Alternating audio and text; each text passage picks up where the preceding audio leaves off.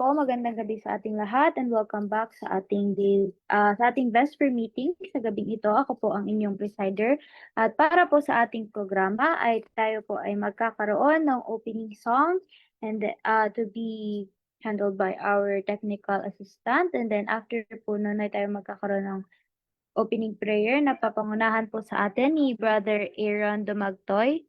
And then susundan po ito ng special song ni Sister KD Menjola. And then ang magbibigay po o magli-lead sa ating mensahe sa gabing ito or sa ating chapter review ay si Brother Joseph Lagartos. And then after po na ay tayo magkakaroon ng sharing of insights kung may gusto po kayong idagdag or may testimonies po kayo na connected sa ating pag-aaralan ay open po ang ating virtual stage. And then after po nun ay tayo ay magkakaroon ng closing song and then closing prayer by our speaker. So ayun po ang pagkasunod-sunod ng programa natin sa gabing ito. Kaya um, ngayon po tayo ay magkaroon ng opening song or um, opening song and then to be followed by opening prayer po ni Brother Aaron Dumagtoy.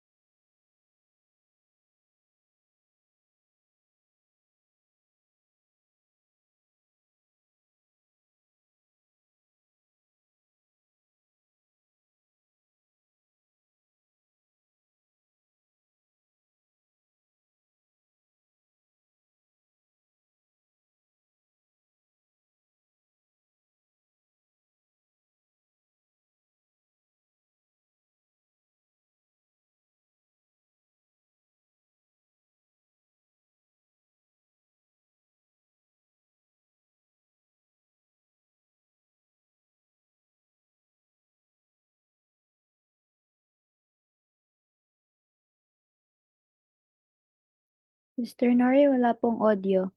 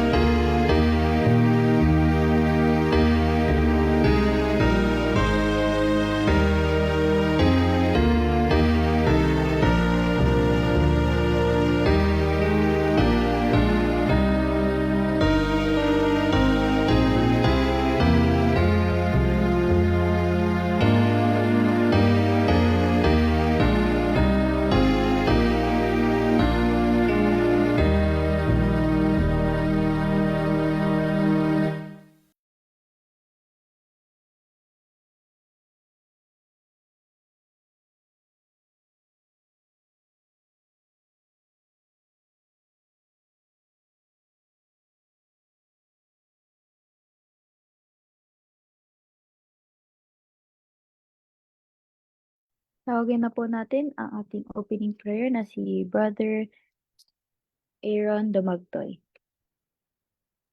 Okay po, tayo po manalangin. Ah, ang naman sa kahit sa ng mga magandang gabi po sa iyo. Maraming salamat po sa pag-iingat niyo po sa amin pong maghapon po namin pong paggawa sa ah, araw nito. Amin po iniling sa stoman na sa mga na maayos sa amin pong ito at ganyan din po sa aming mga ganyan ng pong salita sa bigyan ng nagmumulay inyo upang maipahayag ng sa inyo pong amin sa sa amin pong tagapakan niyo sipan pong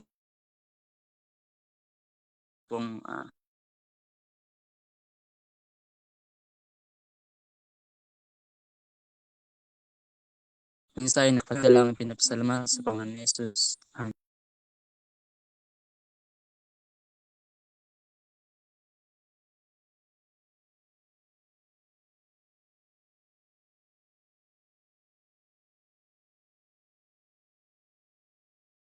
Yan, maraming salamat po, Brother Aaron Dumagtoy. Ngayon, tawagin na po natin ang speaker natin. Ngayon po ay makakarinig na po tayo ng special na mensahe na papungunahan po sa atin sa awit ni Sister KD Mendoza.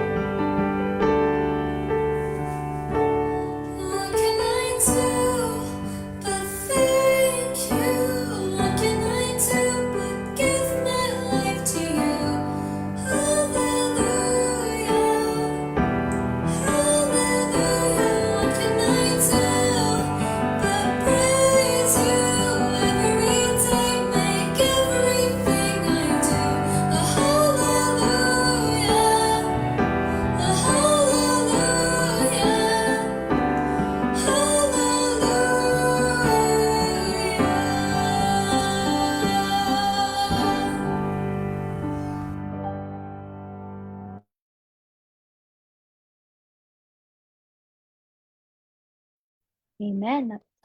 Maraming salamat Sister Pili sa napakagandang ah, awit na iyong ibinahagi sa atin ngayong gabi. Ngayon po ay mapapakinggan na natin ang mensahe na papangunahan sa atin ngayon ni Brother Joseph Lugartas.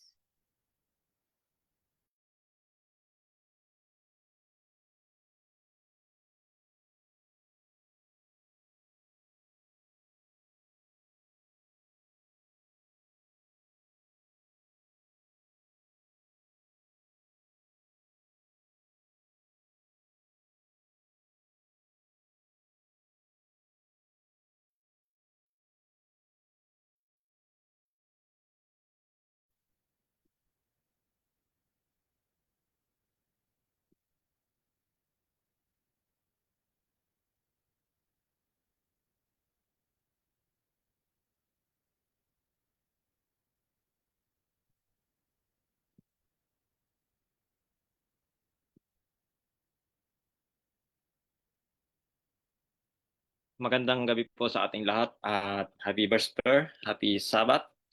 Kita na po ba yung aking slides? Apo. Thank you, Lord. So we will proceed now to our discussion. So again, nasa book pa rin po tayo ng Mind, Character, and Personality, Volume 1. So dito po, umiikot yung ating pag-aaral tuwing Vesper. So ngayon ay atin pong tatalakayin ang topic na may pamagat na The Fanatical Mind. Ito po ay sa chapter 5. So inanyayahan ko po ang bawat isa po sa atin gaya po ng akin pong paunang pagpapabatid sa inyo sa atin pong GC na maasa po ako na nag-review po tayong lahat dahil napakaganda po ng atin pong tatalakayin ngayong gabi. At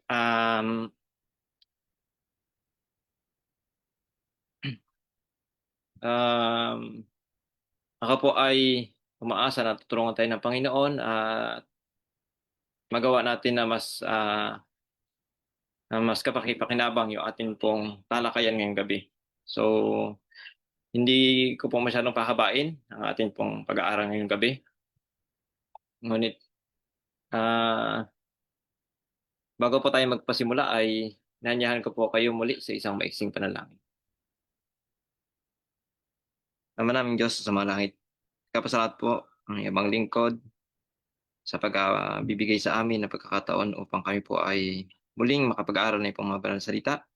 Nawa o Diyos, ikubli mo ang ibang lingkod sa ipong likuran at tayo pong Panginoon Kristo ang mahayag at pakalinisin po at patawarin sa ipong nagang pagpula pagkakasala. Handa po ang isip ng bawat po sa amin ay pong maunawaan ng ipong mga mensahe sa gabing ito at tarahin po namin sa iyo, Diyos, na nawa niya po ang Banal Espiritu ang siyang gumpay sa bawat po sa amin. Maraming po salamat sa ipagtungo sa aming dalangin. Sa ngalan po ng Panginoon si Jesus. Amen. So, sa pagpapatuloy ng atin pong pag-aaral ngayong gabi, may note po dito, sabi dyan, sa Webster, kung paano define yung fanaticism. Sabi dyan, fanaticism as excessive enthusiasm or unreasoning zeal. So dito po pinakita sa atin na kung ano ba yung definition ng fanaticism. So again, balikan natin yung atin pong topic So yung title natin is The Fanatical Mind. So sa pag-aaral na to, iikot yung atin pong talakayan kung ano ba yung pagpapakita na mayroong pagkapanatiko yung mga kaisipan. So maasa po ako na nawa ay wala ito sa atin pero tayo na lang din po ang lumimilimi sa bawat isa po sa atin kung nasa atin ba yung mga karakteristik na mababanggit sa atin pong pag-aaral ngayong gabi. So kaya nga po, nanyahan ko po ang bawat isa na nawa ay makinig tayong mataman. At sa huli ay bigyan natin ng mas mahabang pagkakataon ng pagbibigay po ng mga komento ng bawat isa po sa atin, bawat sa ating pag-aaral. So, proceed na po tayo. So, ang sabi diyan, fanatics and fanaticism will press in. Oh, ano pala yan? Papasok pala yan sa kalagitnaan natin. Ano po? Sabi po rito sa letters 121, 1901, we are living in a time when every phase of fanaticism will press its way in among believers and unbelievers. So dito pinapakita po sa atin na sa panahon nating ito, talagang laganap ang fanaticism o fanatisismo. At hindi lang ito sa mga believers, kundi pati po sa mga unbelievers. So in every walks of life, maraming mga tao ang panatiko ang pag-iisip. Yan po ay nakahula at nakasaad sa atin pong nag-aaralan ngayong gabi. At ito po ay laganap sa atin pong panahon. Sabi diyan, Satan will come in speaking lies in hypocrisy. So, laganap yan sa atin kung ang ating mga mata ay bukas at tayo po ay nakikinig o tinitingnan natin yung mga pangyayari, mga pakanaan ni Satanas, patibong ni Satanas, makikita natin na tunay nga ang katagang ito. So, makikita natin na talagang laganap ito sa sanlibutan, yung pandaraya ni Satanas, yung kasinungalingan ni Satanas. Ayon sa mga teolohiya na atin pong namamalas sa atin pong kapanahunan. At even though sa mga makabagong nilikha ng mga tao, ay nandoon po ang mga pandaraya ni Satanas. Sabi diyan, everything that he can invent to deceive men and women will be brought forward. So lahat po ng maaari niyang gawin para maaari niyang iimbento para dayain po yung kaisipan ng mga lalaki at babae ay ilalatag po sa harapan ng bawat isa po sa atin. Sangayon po dyan sa atin po nabasa. So, at makikita naman natin yan sa atin pong kapaligiran sa panahong ito. So, nasa atin ang tinatawag na advanced technology. Pero kung hindi po tayo mapagbantay, ay maaari po tayong madaya ni Satanas buhat sa kanyang mga inimbentong kasinungalingan. Paano naman ito ginagawa ni Satanas? Sabi diyan, if Satan cannot keep souls bound in the eyes of indifference, he will try to push them into the fire of fanaticism. So kung hindi kaya ni Satanas na ikulong ang ating mga kaluluwa sa kawalang pakialam, anong gagawin niya? Sabi dito, kanyang susubukan na itulak tayo tungo doon sa nagliliyab na fanatisismo. So I hope na marami pong relate dito. So hindi ko pa habain ng explanation. Sabi diyan, si Satanas ay gagawin niya ang lahat na magagawa niya para tayo po ay mahulog sa kanyang patibong. So kung hindi tayo pagayong-gayon ng mga Kristiyano, mag-ingat po tayo. Baka naman ihulog tayo ni Satanas dito sa sinabi na fire of fanaticism. Ano nga ba yan? Malalaman natin yan. Kung tayo baga ay natutulak sa ganyan o tayo ay nananatili doon sa plain thus saith the Lord. So, sa pagpapatuloy ng ating pag-aaral, malalaman po natin yan. Sabi dito, the enemy seizes his opportunity to work also upon different minds and lead them to mingle their own peculiar traits of character with the work of God. So ano pong ginagawa ni Satanas? Kung ano po yung kaya nga, kilala niya tayo di ba? Simula pagkabata natin kilala niya tayo. Kaya kung ano yung mahilig natin, yun yung i-offer niya sa atin. Pero may kahalong fanaticism. Sabi diyan, yung ating karakter, kaya nga dapat talaga, kaya nga nais talaga ng Panginoon na mabago yung ating karakter, maging kasang-ayon ng karakter ng ating Diyos.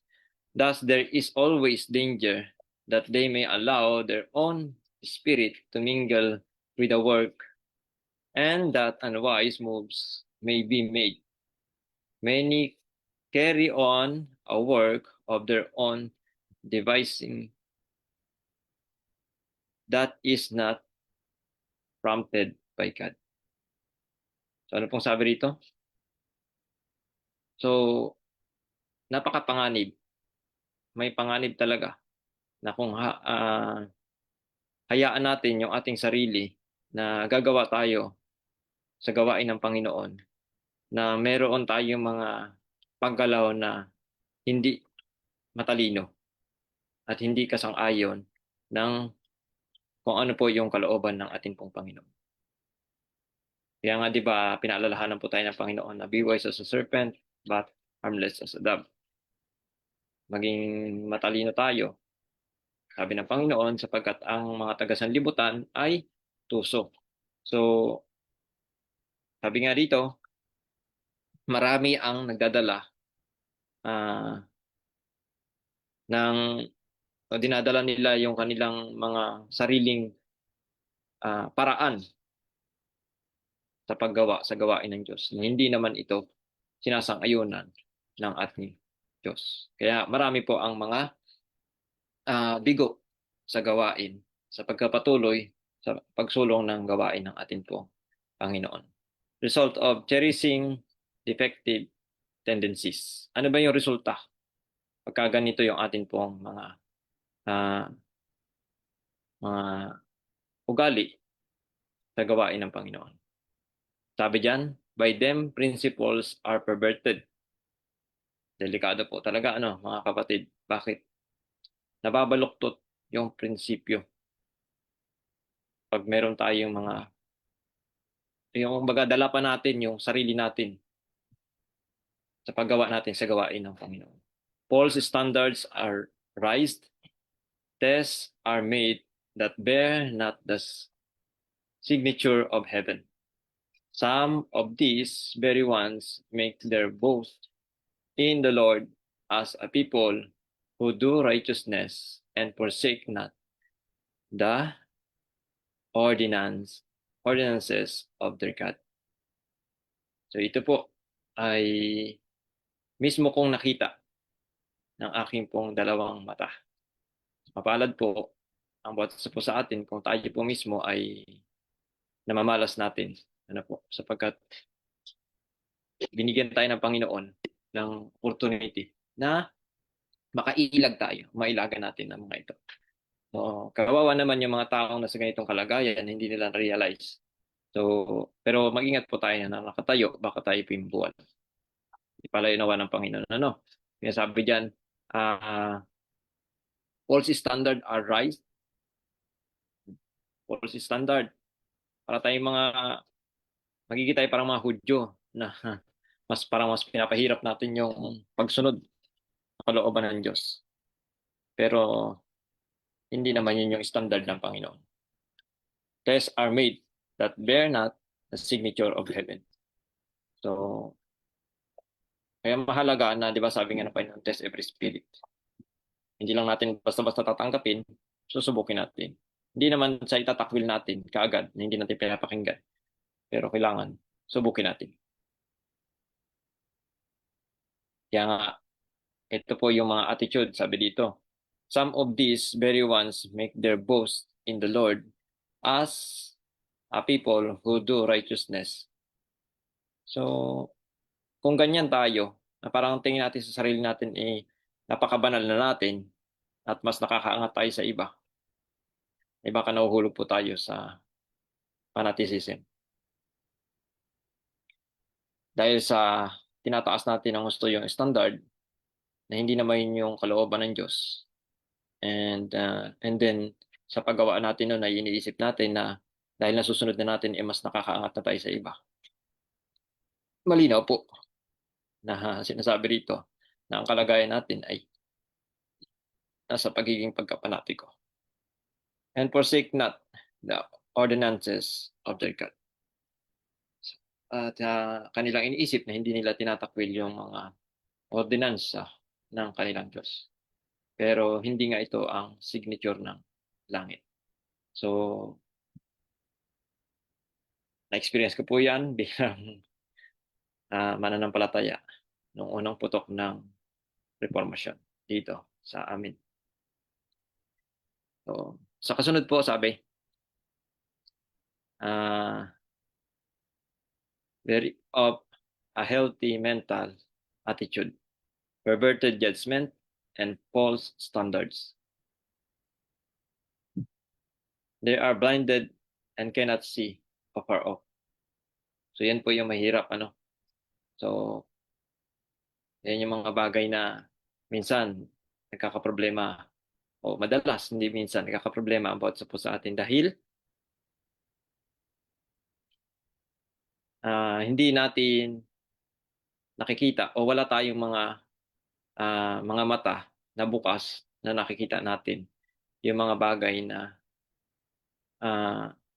ginagawa ng Diyos sa buhay natin para sa ikabubuti natin sa hinaharap. Or minsan naman ay nagiging literal sa atin yung mga bagay. At ito yung kinabagsak ng Hudyo kung bakit nila tinanggihan ng Panginoon, dahil yung unang pagparito ng ating Panginoon na nagkataong tao siya ay literal yung pagkatingin ng mga Hudyo. So literal na dito itatayo ng Panginoon yung kanyang kaharian at sila yung magiging kilalang bansa, at alisin sila sa bondage sa pag-alipin buhat sa mga bansa na umalipin sa kanila. So balit hindi yun yung plano ng Panginoon. So kung ganun tayo, so nasa parisaic condition tayo. Nasa fanaticism tayo. So principles are perverted. False standards are rise. So yun po yung kanina nabanggit natin. So wala yung signature ng langit yan. They make their so yung righteousness ng Panginoon ay hindi nila taglay-taglay, kundi yung sarili nilang katwiran ang kanilang nakikita. So sabi diyan, mental and spiritual condition of fanatics. Ano ba yung mga condition, mental condition ng mga fanatiko? Have not yet come to a healthy mental attitude. So malawak po ito, ano? Kinakailangan na alam natin kung meron tayong healthy mental attitude. These self-important, self-sufficient. So yun po yung mga bagay na characteristic. Ano po? So kung hinahanap pa rin natin na ang ating sarili at nakasandig pa rin tayo sa ating sarili, nandito po tayo sa ganitong kalagayan. Puffed up with pride. So ito po talaga. Yung iba naman, proud to be humble. At matutunghayan din po natin yan mamaya. Proud to be humble, proud pa rin yun. So pride pa rin. Taken captive so easily. Yung tingin sa sarili matalino pero madaling mahila. Parang hindi nakatayong matibay doon sa pundasyon kung ano po yung plain thus saith the Lord.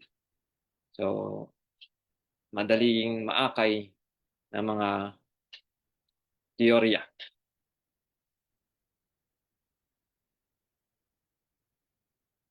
Spurious humility. Ano ba yung spurious humility? Sabi dito, much pitiful, mas nakakaawa. Spurious humility is sin. Lalo na po sa panahon natin ngayon. Some determined to conquer self, place themselves as low as possible, but they try only in their own strength, and the next wave of praise or flattery carries them up out of sight. Tingnan pa natin ito mabuti ah. And they are not willing to submit wholly to God, and He cannot work through them. That's why maraming mga nauna na wala na ngayon. May kanya-kanya na silang landas. Hindi ko po sinasabing hindi na sila gumagawa. Gumagawa pa rin, pero bakit ko po sinabing wala na sila ngayon? Wala na sila doon sa tamang track. Pero hindi nila na-realize. Bakit? Dito mapag-aaralan po natin yan ngayon. Kasi may track. Merong talagang ang tawag dito. Kumbaga sa may riles na daanan, na pinapadaanan ang Panginoon sa bawat isa po sa atin. Na para tayong mga bagon, na merong isang makina, na yun yung ating Panginoon, at tayong lahat ay nakakonekta sa Kanya. Para tayong tren. So, merong ganon. At gusto ng Panginoon, nakakonekta tayo doon. Too much made of a happy flight of feelings. So, some are not satisfied with a meeting unless they have a power and happy time. So, ganito po yung mga may panatikong kaisipan. Kung ganito yung ating pong kalagayan, ay naroon po tayo. They are work for this and get up an excitement of feeling. But the influence of such meeting is not beneficial. When the happy flight of feeling is gone, they sink lower than before the meeting because their happiness did not come from the right source. So, dumating din po sa kaisipan ko nung nabasa ko ito na yung mga nauna, lalo na yung mga nagtatakda ng panahon na ang Panginoon ay darating na, ay dumating sa ganitong sitwasyon. Yung sobrang saya mo dahil parating ang Panginoon, pero pagkatapos ng lahat, hindi dumating ang Panginoon, yung kabiguan. So yun yung nagpapagsak sa atin pong mga spiritual life. At nawala tayo sa tamang paraan ng paglilingkod sa Panginoon. At yung ating kasiyahan ay nawala sapagkat wala sa tunay na source. Kasi nga, may payo na tayo, di ba? Hindi natin dapat tinatakdaan yung mga bagay na tanging Diyos ang nagbigay ang may kakayanan o may karapatan na magtakda. So sa atin lang, kung ano yung hayag, yun yung atin pong lakaran at alamin. So, bagamat yung mga naunang bago yung Advent Movement, bago naging Seventh-day Adventist, ay dumaan sa ganito. Pero, pinahintulot ng Panginoon, yung purpose ng Panginoon para magkaroon tayo ng leksyon. At hindi na sana natin ulitin. Kaso nga lang, inuulit pa ng iba. At tingin nila na tama yung kanilang ginagawa. So, yan po ay isa sa mga fanatismo. Strange exercise and false power. Peculiar exercise and the claim of power to cast out devils. So, yan. Kailangan natin yan. Isa lang alang. So, marami ang gumagawa niyan ngayon. Pero sabi nga ng Panginoon, by their fruits ye shall know them. The Lord was not in these strange exercises. Bible truth would be perverted. So kung meron kang ganitong kapangyarihan, tapos baluktot naman yung dala mong katotohanan, ay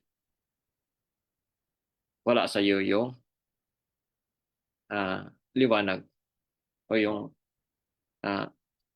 sanction ng Diyos, yung kapangyarihan ng banal na spirito. Naturally combative. So yan po yung mga karakteristik. Some are naturally combative. Yung parang ang hilig natin makipagtalo. O kapagka nasasaling yung atin pong paniniwala, nagfi-flirt up tayo or anong tawag dito? Yung the way tayo mag-deliver ng message is nakaka-offend or nakakasakit na hindi natin na-realize or hindi natin iniisip, nililimi-limi kung sino yung mga kaharap natin na tao. Kasi hindi naman pantay-pantay ang mga tao na atin pong nababahaginan. Hindi porket matagal na sa katotohanan ay ang tingin natin ay matanda na. So, hindi ganon. Depende po ah, sa kaisipan ng tao na atin pong nakakausap, daw pang palad. They do not care whether they harmonize with their brethren or not. Yun po yung nakakatakot, ano? Yung magsasabi ka na, ano, ito yung standard ng Panginoon eh. To the very letter.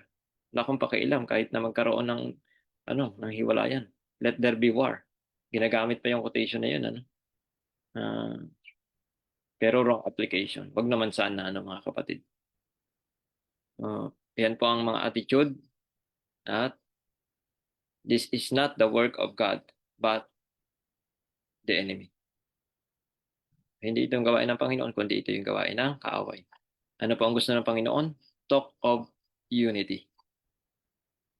Pero wag naman natin i-lower yung standard para lang magkaroon tayo ng unity. So, mag-unite sa truth.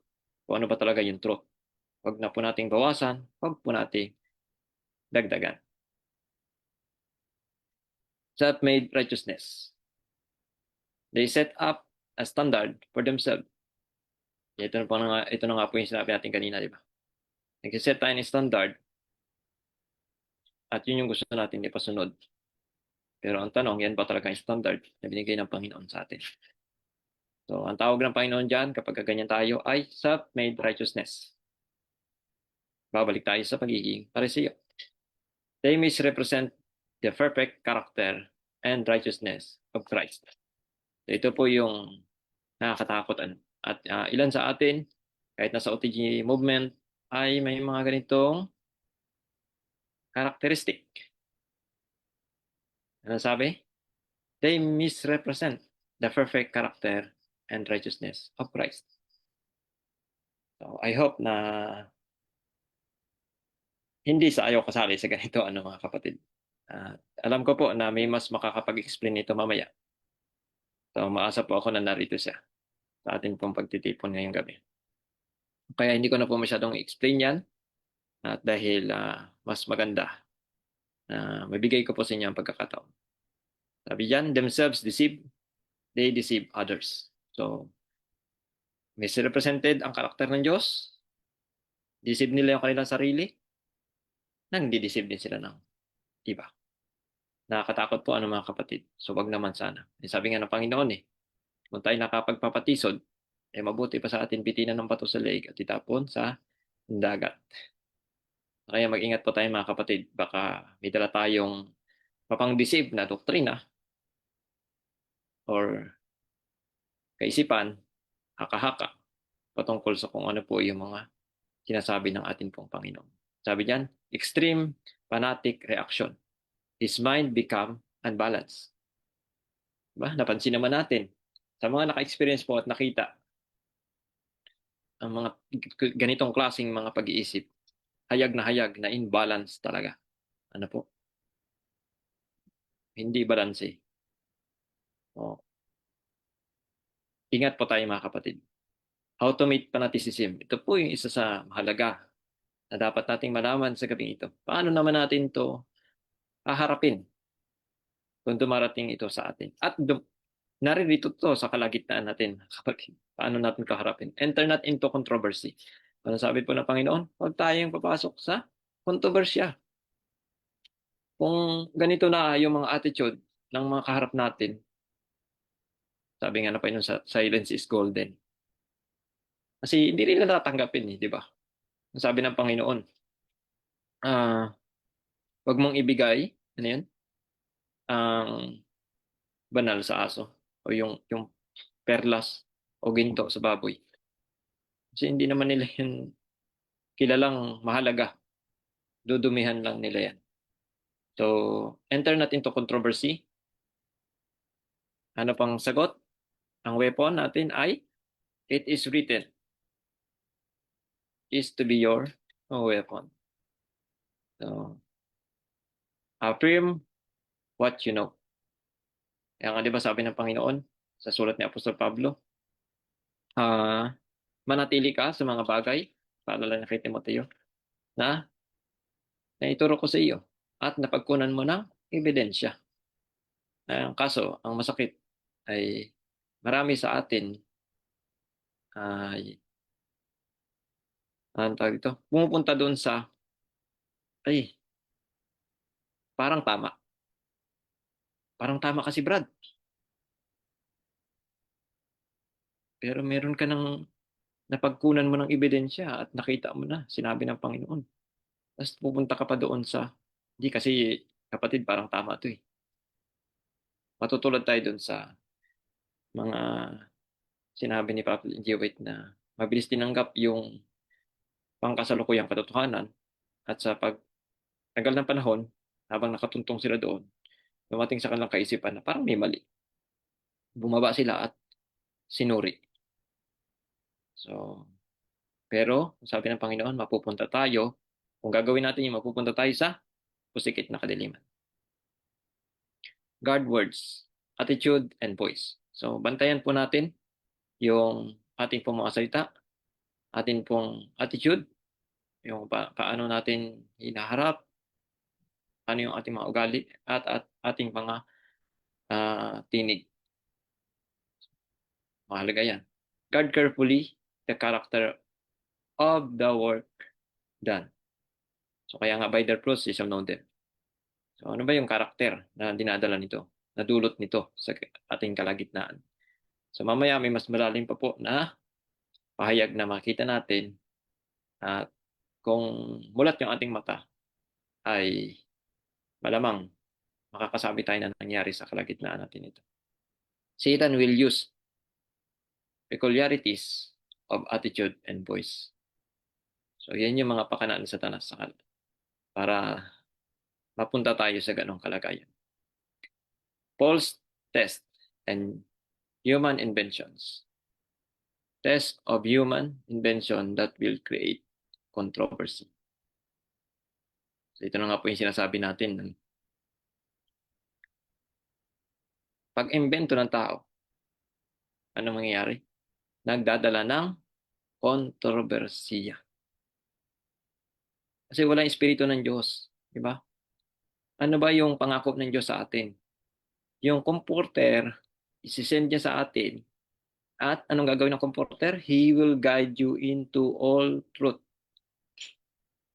Tapos kung sasabihin natin na truth yung dala natin, pero nagdadala ito ng kontrobersiya sa kalagitnaan natin, pagkakahiwa-hiwalay, hindi pagkakasundo, kakagulo-gulo, eh malamang human invention yung ating daladala.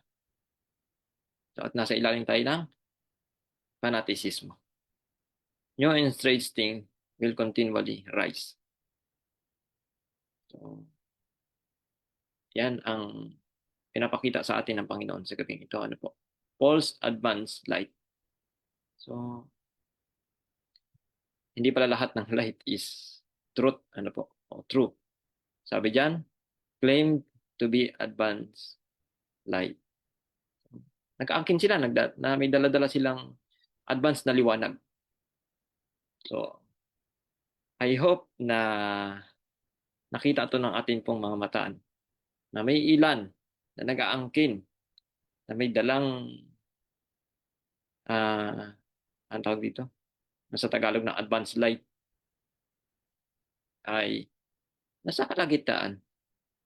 So, nakakalungkot. Huwag naman sana na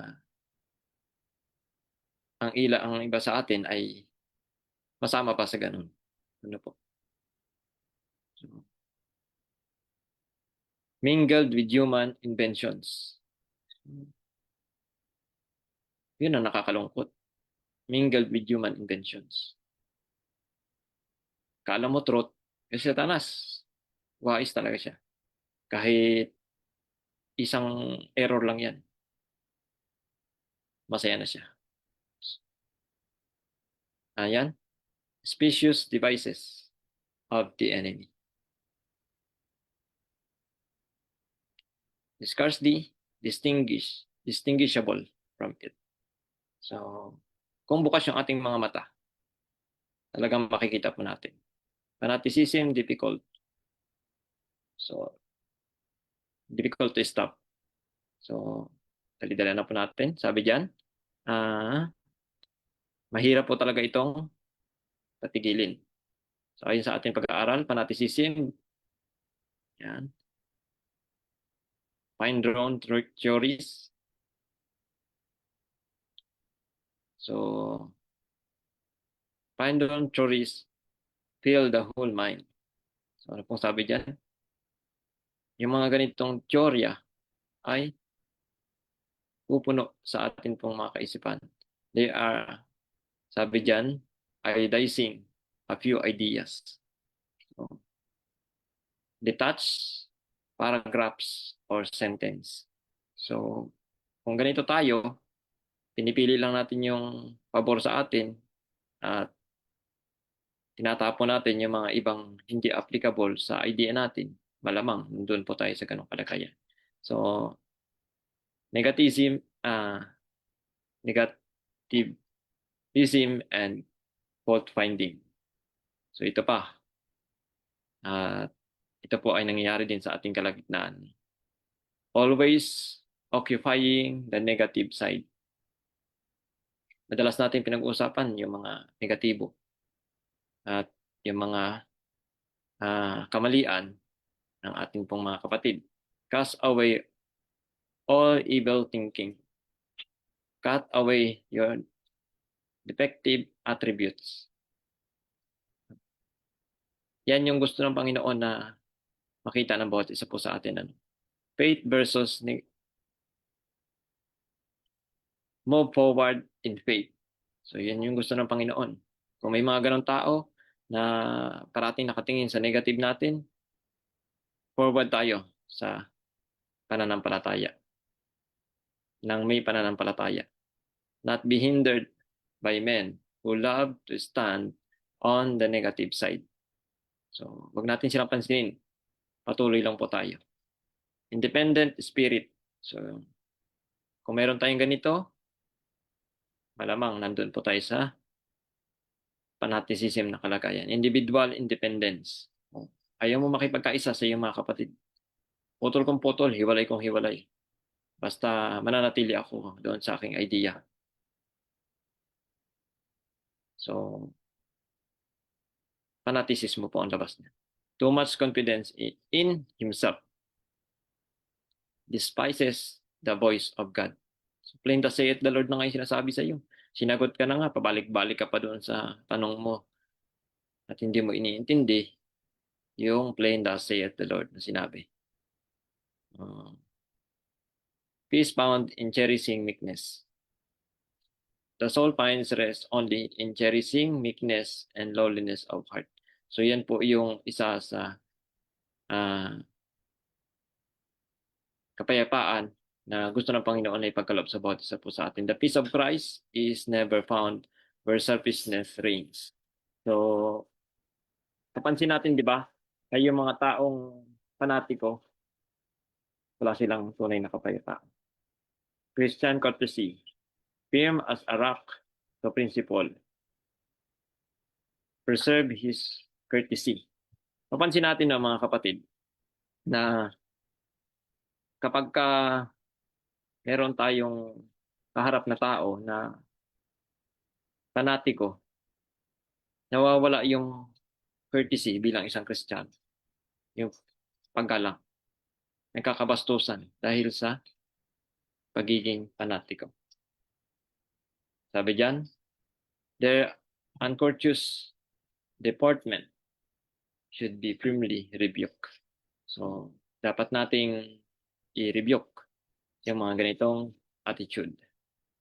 Oh, an impending danger. Ito po yung nakakatakot. As the end draws near, as enemy will work with all his power to bring in fanaticism among us, he would rejoice to see Seventh-day Adventists going to such extreme that they would be branded by the world as a body of fanatics. Kaya magtulungan po tayo mga kapatid, no? Layuan po natin yung ganito kasi tayo po yung magagamit ni Satanas para tuyain ang bayan ng Diyos at markahan as fanatics, mga panatiko. So, maging balanse po na bawat isa po sa atin. Yan po yung danger na ipinakita ng Panginoon kay Prophet N.G. White. Sabi diyan, against this danger, I am bidden to warn ministers and lay members. Our work is to teach men and women to build on a true foundation, to plant their feet on a plain, thus saith the Lord. So yan po yung panawagan sa atin po ng ating pong Panginoon sa pamamagitan ni Prophet Ellen G. White. So, kaya nga po, nasingit ko rito yung sabi sa Writing 63, chapter 1, ay paragraph 1, sabi yan, I saw the necessity of the messenger, especially watching and checking all fanaticism wherever they might see it rise. So, ano pong sabi ng Panginoon? Gusto ng Panginoon na maging mapagbantay ang bawat mensahero ng Panginoon. Bantayan ang bawat fanaticism kahit saan man ito babangon. Bakit? Satan is pressing in on every side, and unless we watch for him and have our eyes open to his devices and snares and have on the whole armor of God, the fiery darts of the wicked will hit us. Kaya nagkakagulo-gulo po tayo, nagkakawatak-watak kasi hindi po tayo nagiging mapagbantay. At ito yung pakana ni Satanas para tayo po ay saktan. Nga sabi dyan, there are many precious truths contained in the Word of God, but it is present truth that the flock needs now. Ito pala ay, nga di ba nabanggit ko po doon sa pag-send ko. The present truth. Isa sa present truth na kinakailangan ng kawan ng Diyos ngayon. I have seen the danger of the messenger running from the important points of present truth to dwell upon the subject that are not calculated to unite the flock and sanctify the soul. Anong gagawin sa Satanas? So Satan will here take every possible advantage to injure the cause. So kaya, sabi nga, di ba, a house divided itself cannot stand. Ay, ito yung gagawain ni Satanas. Magpasok ng mga fanaticism sa kalagitnaan natin upang magkawatak-watak tayo. So kung hindi po natin ito babantayan, ay madadali tayo ni Satanas. Kaya nga, sabi ng Panginoon, I saw the necessity sa pamamagitan ni Prophet N.G. White sa mga manggagawa. Nabantayan natin itong mga ganitong attitude o pag-uugali, pagiging panatiko. So, ito yung mga pakana ni Satanas para tayo po ay wasakin, paghiwa-hiwalayin. Nang hindi tayo makagawang matibay o sama-sama. Hindi natin mabilis na matapos ang gawain na pinagkatiwala sa atin ng Panginoon. So, ito po yung isa sa mga pangkasalukuyang katotohanan na nais ng Panginoon na malaman ng bawat isa po sa atin. Na kinakailangan natin na bantayan, maging mapagbantay ang bawat isa po sa atin. There are many precious truths contained in the Word of God, but it is present truth that the flock needs now. Kung ayaw po natin na ma-injure yung cause ng Panginoon, ay maging mapagbantay po tayo at wag na sana tayong pumasok sa pagiging fanatiko. God bless po sa ating lahat and happy Sabbath.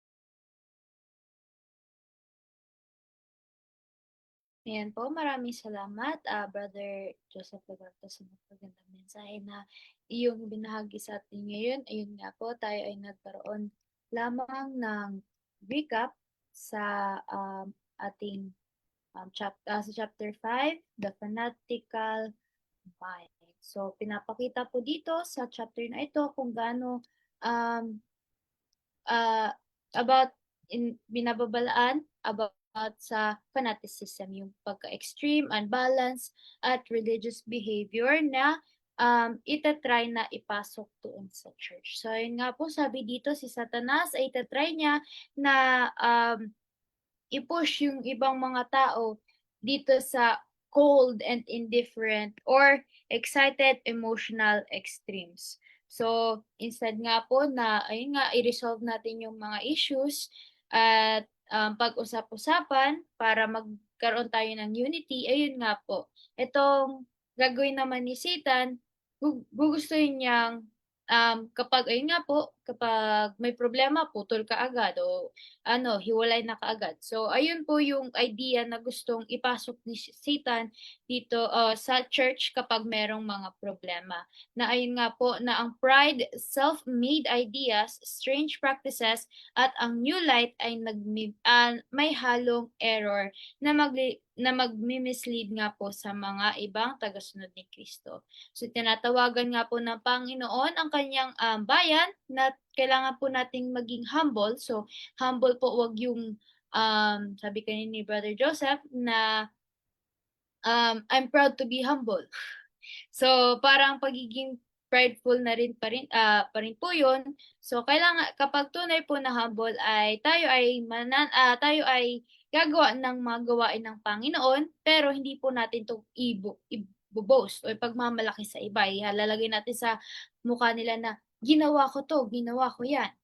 So, ayun nga po, kapag tayo ay gagawa sa gawain ng Panginoon, kailangan po natin maging humble at hindi lang din po 'yun, kailangan din po natin ng unity. So, paano po tayo lalago kung hindi tayo magkakasama o sama-samang gagawa sa gawain ng Diyos. Then kailangan din po natin maging maingat at ayun nga po, maging grounded tayo sa Bible. So, 'wag lang po tayo, "Ay, nabasa ko lang kasi 'to doon," or, "Ay, oo nga, narinig ko lang, ay parang napakaganda nga talaga nung mensahe nung sinasabi niya," gano'n. So, 'wag po tayong gano'n, kailangan natin maging maingat at ayun nga po talaga, kailangan natin magbase talaga sa Bible kapag tayo ay share o kapag tayo ay nakikinig sa mga bagong aral or sa mga shine-share po ng ibang tao.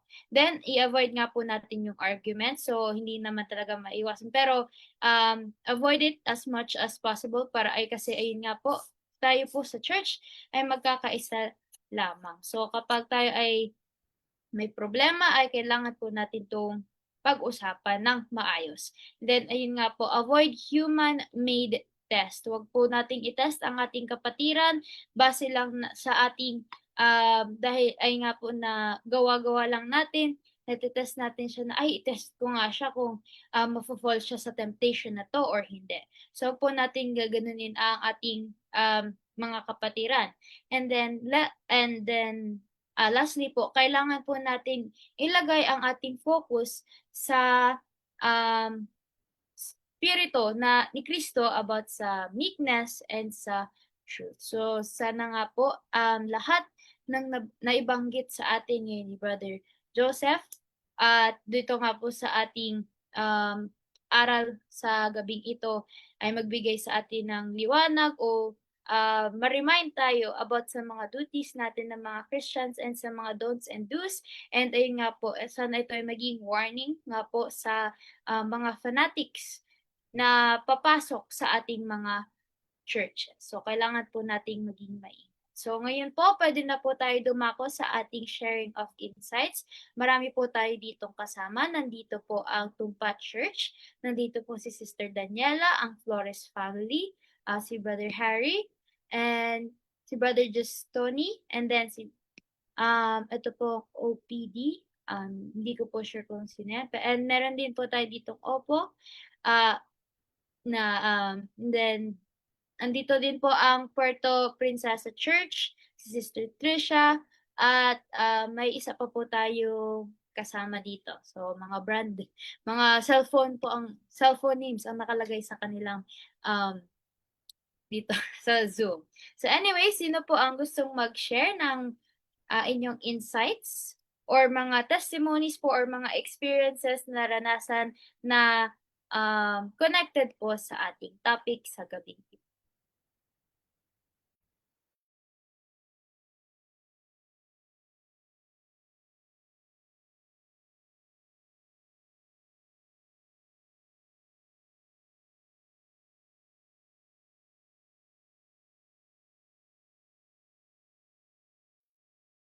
Good evening and happy Sabbath. Thank you, Brother Joseph, sa pag-review mo sa chapter 5 mula sa mind, character, and personality. Habang nag-iisip pa ang ating mga kasama dito ng kanilang ibabahagi, kung meron man silang karanasan, nahulog ba sila sa kamanatikuhan, paano sila nakabawi, paano sila nakabangon, ano? Kasi mahirap talaga na mahulog tayo sa apps. Narinig po ba ako, Sister Sam? Okay, may gusto yatang magsalita. Oh, si brother, mga taga-Tarlac, si brother, Zoe. Yan, brother Zoe, welcome po and happy Sabbath sa inyo. Okay, Hindi na ako kilala. loading po ang brain ko, loading. Ayan. So, happy Sabbath po. May nais po ba kayong ibahagi? Nahulog po ba kayo sa fanaticism in one time of your life? Gusto ko lang i-clarify itong kasi may mga nagsasabi na baka daw ay mahulog tayo sa tinatawag na Pharisaism. Meron kasi dito sinasabi sa aklat ni Pablo sa Galacia Kapitulo 1 talatang teka ha. Ito, sa talatang 7 hanggang 8. Ang sabi niya, na ito'y hindi ibanghilyo, kundi mayroong ilan na sa inyo'y nagsisiligalig at nangag-iibig na pasamain ang ibanghilyo ni Kristo. Datapwat kahimat kami o isang anghel na mula sa langit ang mangaral sa inyo ng anumang ibanghilyo na iba sa aming ipinangangaral sa inyo ay matakwil. So, halimbawa, alam naman natin mga kapatid na napakarami ngayon na mga mensahe na naglilipana sa sanlibutan. At meron pa dito na isang sinasabi sa 2 Juan, tingnan natin sa 2 Juan bago ako mag-Juan. 2 Juan, Kapitulo 1, talatang 7 hanggang tingnan natin sa 7 muna. Sapagkat maraming magdaraya na nagsilitaw sa sanlibutan sa makatuwid ay ang mga hindi nangagpapahayag na si Kristo ay naparito na sa laman. Ito ang mandaraya at ang Antikristo. Ang hindi nagpapatuloy ay mali. Ito, sa talatang 10, ang sabi niya, kung sa inyo'y dumating ang sinuman at hindi dalang aral na ito, ay huwag ninyong tanggapin sa inyong bahay at huwag ninyo siyang batiin. sapagkat ang bumabati sa kanya ay nararamay sa kaniyang masasamang gawa. Kasi mga kapatid, kaya ko ito natanong, kasi ito baka mamaya ay nasa parisiyo akong kalagayan. Kasi ito'y binasa ko lang mga kapatid. Halimbawa, hindi ako magpatuloy dito sa bahay ng may mga aral na katulad dito sa sinabi ni Pablo sa Galacia at saka yung sa 2 John, na yung hindi nagpapahayag na si Kristo ay napasalaman ay sila mga antikristo. Ang ibig sabihin mga kapatid dito, kung nang hindi napasalaman, ang ibig sabihin ay hindi sila naniniwala na si Kristo ay existed na bago pa ipinanganak kay Maria. Yun ang ibig sabihin ng hindi napasalaman. Ngayon, kung ang paniniwala ng mga taong ito ay si Kristo ay hindi napasalaman, ang sabi ni Juan ay huwag silang tanggapin sa bahay o huwag silang batiin. Halimbawa mga kapatid, ginawa ko ito. Ako kaya ay nasa pare sa isim kondisyon.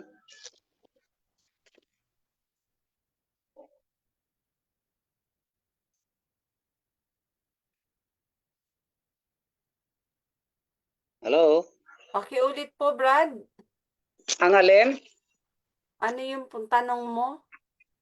Kung halimbawa, in-apply ko itong binasa ko dito sa Galatians 1 verse 7 hanggang 8 at saka sa 2 John chapter 1 verse 2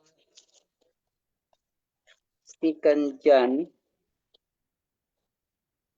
chapter 1 verse 7 hanggang 11. Kung ito'y aking in-apply, ito ay magiging paresiyo baga ako.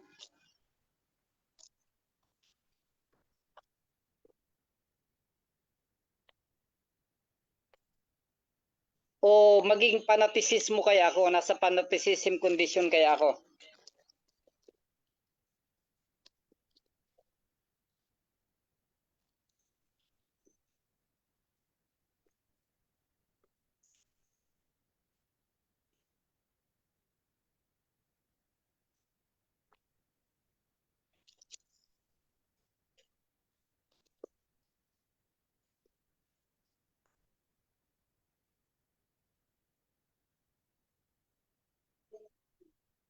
Ito pong binanggit niyo sa Galatians,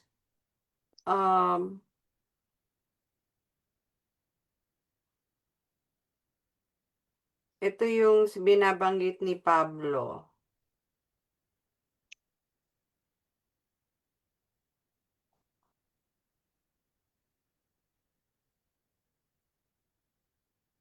Ito po ba yun sa may binabanggit dito sa 1:8? But though we or an angel from heaven preach any other gospel unto you than that which we have preached unto you, let him be accursed. Opo, opo. As we said before, so say I now again, if any man preach any other gospel unto you that ye have received, let him be accursed. General thing naman po ito, di ba? Na kapag merong mga tao na nangangaral ng taliwas sa kung ano ang aral ng Biblia, kahit hindi po natin ito banggitin ay talagang kung applicable po ito dun sa sa sitwasyon, wala naman po tayo talagang magagawa. Pero katulad nga ng sabi niya sa verse 10, for do I now persuade men or God, or do I seek to please men? For if ye please men, I should not be the servant of Christ. But I certify you, brethren, that the gospel which was preached of me is not after man. Merong mga pagkakataon po talaga na pwede tayong mabrand, no? Natawagin tayo na men pleaser. Men pleasers na tinatawag. Yung dahil ayaw mo ng gulo, ay tatahimik na lang tayo. Kasi ayaw natin ng gulo. So, Mhm. pwedeng i-brand tayo, ano ka, men pleaser ka. Men pleaser ka. Tapos gagamitin sa'yo itong nasa Galatia, let him be accursed. 'Di ba? But we should always open our understanding. Ano po? Maging open-minded po tayo. Na lahat po ng tao, kinamatayan niya ng ating Panginoon. So, maging maunawain tayo sa bawat isa. Ah, tingnan natin ang bawat sitwasyon ng may kababaang loob at malawak na pag-iisip. Mahirap kasi na basta tayo magbitaw, no, ng mga salita na baka mamaya mag-boomerang pa sa atin. There are there are many times na tatawagin tayo sa isang sitwasyon na very trying. Talagang susubukin tayo. Ano po, lalo na kung halimbawa, it would be like parang against our own brethren. Alam niyo naman po, pagka brethren natin, mataas ang kinship niyan. So, and yun ang mas pinaka-trying kapag kakasama mo sa iglesia ang nasa sitwasyon na parang sinusubukan ka, 'di ba? So, talagang matitempt tayo, no? Matitempt tayo na kumbaga is parang mag pwede tayong gumamit ng mga salita ng Diyos na maaring harsh. But siguro po may mga kadalasan tayo ay nalalagay sa mga ganong sitwasyon. Kaya nga trial test. Kumbaga, tinitest din talaga tayo. Paano natin haharapin ang mga trying situations na talagang masusubok yung ating pagpipigil, masusubok yung ating malalim na pangunawa, malawak na, alam niyo po yun, malawak na pag-ibig. So, ako po, personally, kasi pag ako, mabilis umitang ulo ko. Pero, siguro po mas mabuti na, kung kapatid natin, ay daanin talaga natin sa mahinahon, mahinahon na usapan. At talagang mataimtim na manalangin tayo, silently, na ituro sa atin ng Diyos ang tamang mga salita. Kung hindi man natin ma-persuade, pag sinabing persuade, hindi man natin siya mapilit na na mabuksan ang kanyang isip, no? Sa abot ng ating makakaya. Ang importante, mapanagumpayan natin yung pagiging mainitin ng ulo natin. At tayo ay maging mahinahon na harapin yung mga ganong pagkakataon. So, ito kasi sa sa Galatians verse 7 na ito, alam niyo ba, mabigat, di ba? Sabi niya, let him be accursed. Ganyan, 2 beses pa niya sinabi, let him be accursed. Well, nawa kapag tayo ay napunta sa ganitong sitwasyon na very trying, yun, yung talagang meron tayong makasalungat ng mga aral, dumalaw sa ating bahay, dumalaw sa ating iglesia, ay sana maharap natin ito maharap natin meekly at maitaas pa rin natin ang ating Panginoong Hesus. Makita pa rin sa atin ang ating Panginoong Hesus. Ano po, it's difficult kasi meron tayong mga sariling mga temperaments, ano po. Pero I'm sure sa biyaya ng Diyos ay makakalampas tayo at madidil natin ang ganitong pagkakataon kapag dumating ito sa atin. Anyone po? Anyone else who would like to share? Yes, pwedeng ma-share. Pwedeng mag-share. Go ahead po. Bigyan ko lang ng konting konting details itong 2 John na binanggit ni kapatid. Bigyan ko lang siya ng konting background na sinasabi doon na for many deceivers are entered into the world who confess not that Jesus Christ is come in the flesh. This is a deceiver and an antichrist. So dito pinapakita lang dito mga kapatid na ito'y tumutukoy doon sa mga kilalang false teachers na especially kung ang dala-dala nila is nagdi-deny ng core truth about Christ. Diba, hindi siya yung bagay na maliit na mga disagreements lang, kundi ito yung fundamental na pinangahawakan ng church noon, na kapag hindi iyan yung dala-dala ng isang kapatid, is dapat talagang hindi mo siya i-endorse. So, kasi hindi ito yung mga minor differences eh. Ito yung core truth about Christ. So, anong doctrine yon na natin i-apply natin ngayon? Katulad halimbawa, makikita mo yung example na ipinagkaloob ng Panginoon, nung magbigay ng doctrine itong si Kellogg sa church nung time ng 1903. Di ba nagsabi si Sister White na this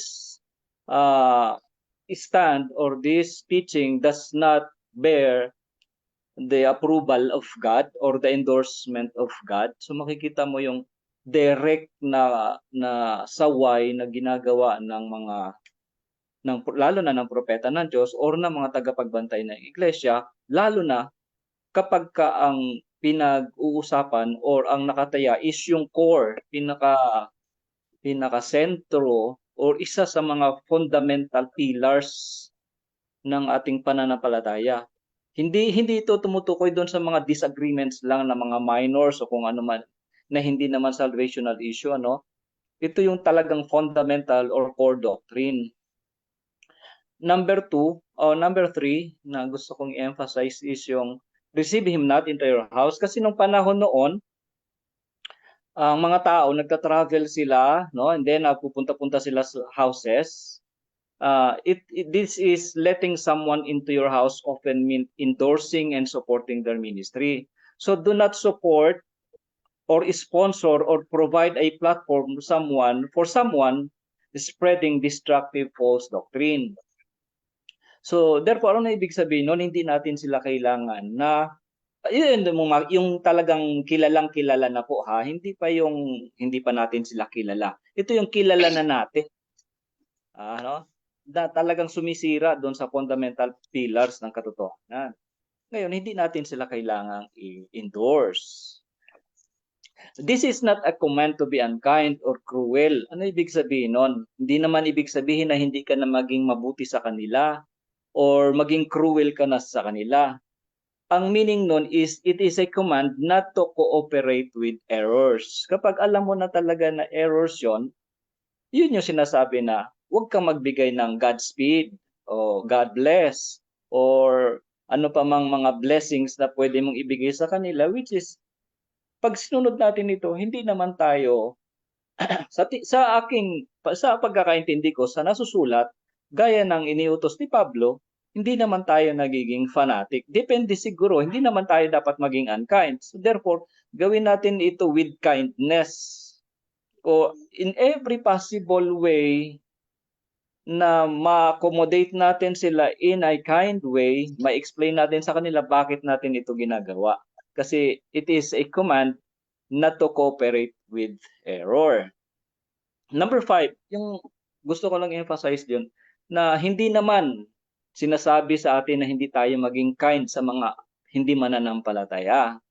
Hindi naman sinasabi na hindi tayo pwedeng makipag-usap sa mga hindi natin kaparehas ng pananampalataya. Or hindi rin sinasabi na umiwas tayo doon sa mga tao na hindi natin kaparehas. Or mag-refuse tayo ng tulong sa mga tao na nangangailangan ng tulong. Sapagkat si Kristo mismo nagbigay ng example na siya ay kumain kasama ng mga makasalanan. Nagsalita siya kasama ng mga hindi mananampalataya. Nagpakita siya ng compassion. but he never endorsed false teaching. So therefore, yun yung bibigyan natin ng difference, ang pagkakaiba nung pag-endorse natin sa isang tao na alam naman natin na sumisira doon sa pinaka-fundamental pillars, lalo na ng personality ng Diyos at ni Kristo, and then gawin pa na is bless pa natin sila. That is talagang hindi yon yung sinasabi ng Panginoon. So let's be practical. I-apply natin yung pag-ibig sa tao, maging courteous tayo, speak with gentleness. Yun yung pinaka natin dito. And lastly, love without truth becomes compromise. Yung pag-ibig na walang katotohanan, parang nagkakaroon ng compromise yung error and truth. Kung mahal mo talaga yung tao, ang sabi baga doon, ano ba yung sabi doon na kung mahal mo yung tao ay ibibigay mo yung rebuke? Parang ganon. Hindi ko matandaan kung ano yung exact word, kung paano siya naisulat. So yun lang yung gusto kong may bigay na konting details regarding dito sa 2 John chapter 1 verse 10 to 11. Hello kapatid. Hello. Yes po. Paano itong dito sa sinasabi sa verse 10 hanggang 11? Sabi niya, kung sa inyo'y dumating ang sinuman at hindi dalang aral na ito, ay huwag ninyo siyang tanggapin sa inyong bahay at huwag ninyo siyang batiin, sapagkat ang bumabati sa kaniya ay nararamay sa kaniyang masasamang gawa. Kasi iba yung Brad sinasabi ng Panginoon na hate the sin but love the sinners. Magkaiba yun. Kasi yun ang sinasabi ng Panginoon, ang ating pakikitunguhan, yung mga makasalanan, kasi sila ay bahagi ng pagtubos ni Kristo. Pero dito sa sinasabi ni Apostol Juan, sa palagay ko ay magkaiba ito doon sa mga makasalanan kaysa dito sa nagdadala ng false doctrine. Kasi sabi dito, huwag batiin, huwag tanggapin sa bahay, huwag batiin, sapagkat ang bumabati sa kaniya ay nararamay sa kaniyang masasamang gawa. Paano ito?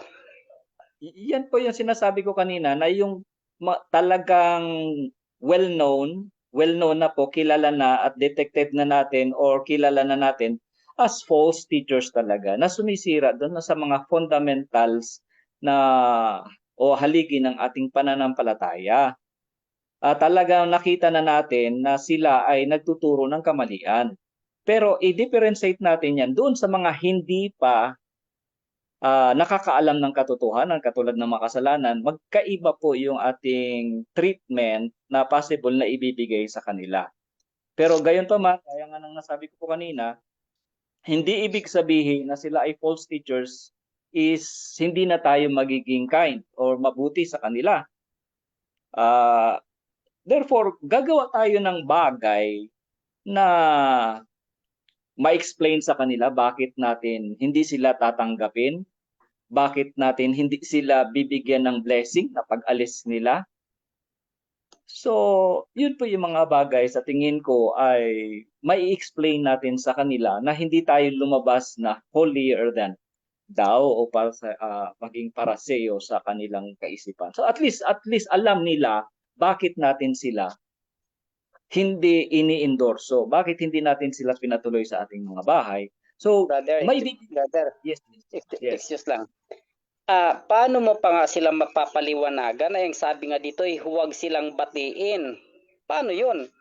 Ay, huwag ninyo siyang batiin sapagkat ang bumabati sa kaniya ay nararamay sa kaniyang masasamang gawa. Paano mo pa sila mapaliwanagan? Ay, sabi nga dito, huwag batiin eh. Ibig sabihin, hindi mo talaga sila pwedeng kausapin.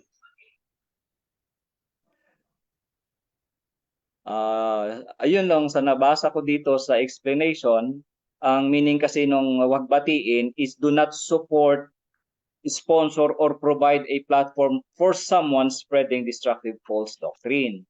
So siguro may ito yung bagay na hindi lang ibig sabihin hindi natin sila babatiin.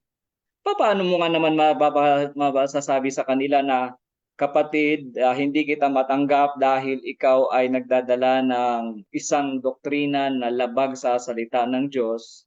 So, hindi natin siya gamiting literal na eksaktong wag mong babatiin. Paano mo nga naman siya ma-explain sa kanya bakit hindi mo siya tinanggap sa bahay mo, di ba? So, para sa akin, hindi siya yung literal na sabing hindi mo siya babatiin.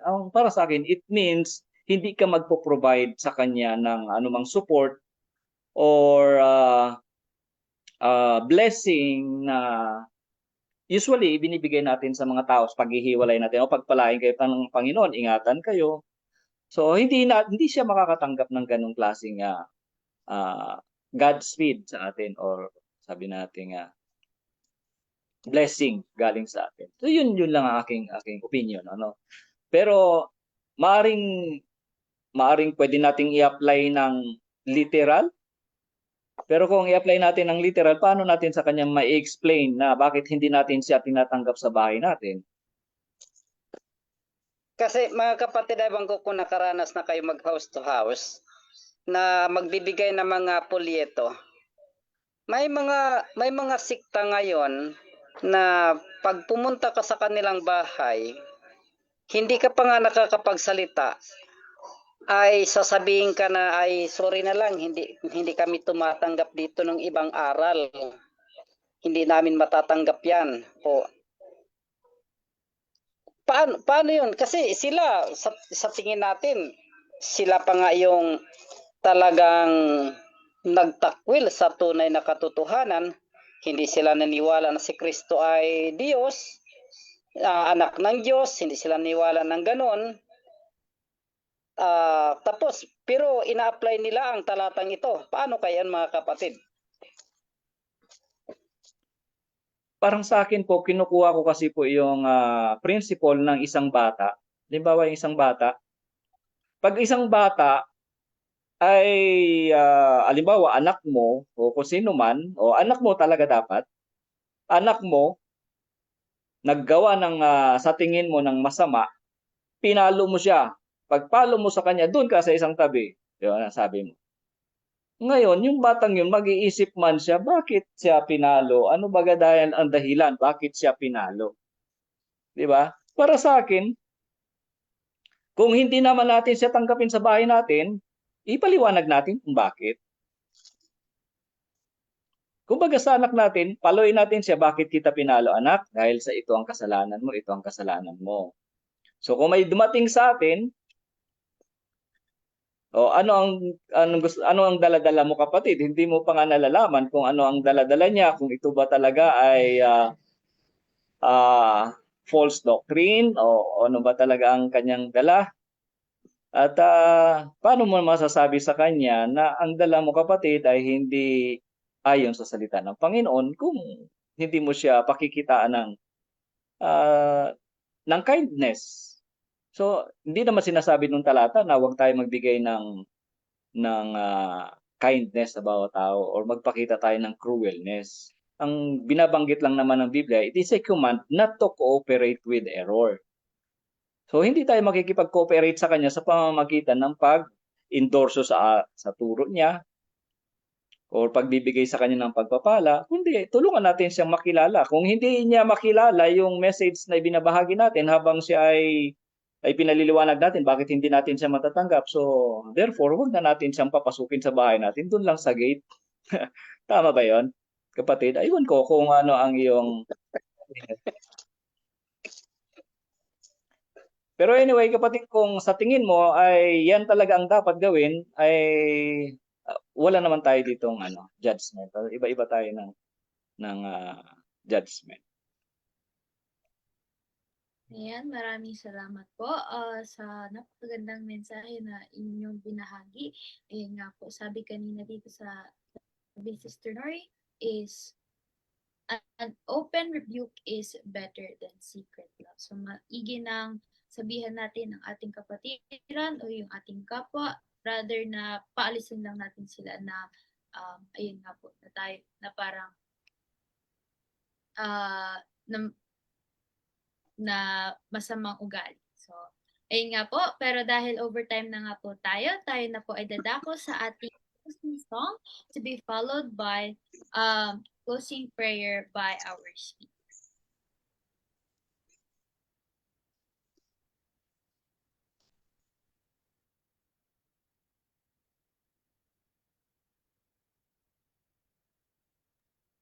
Salamat, Brother Suwi.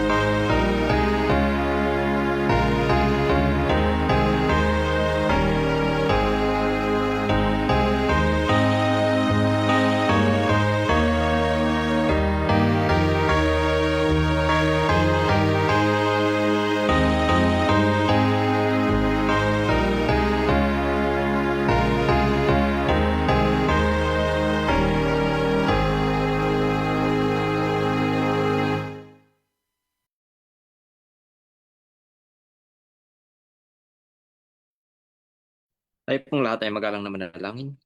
Ama namin Diyos, naririnig po sa kaitasan langit ng mga langit, Diyos araw naman sa Jacob, sa oras nito kay Prikapot salamat sa iyong kalinga sa bawat sa po sa amin sa nagdaan sa linggo. At sa oras na ito, babati po kami sa iyo ng maligayang maraming sabat.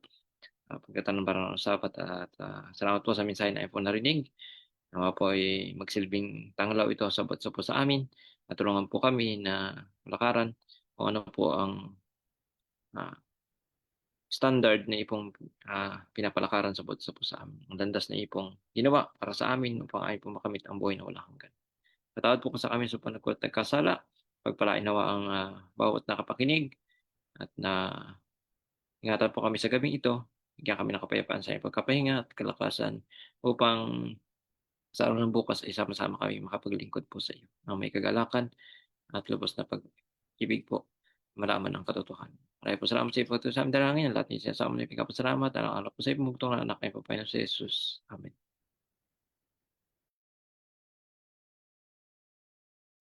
Amen. Yan, maraming salamat po, Brother Joseph Lagarto, sa pag-lead ng ating closing prayer and sa pag-share ng mensahe. And maraming salamat din po sa mga nakasama natin dito sa Zoom and sa mga nanonood po sa Facebook Live.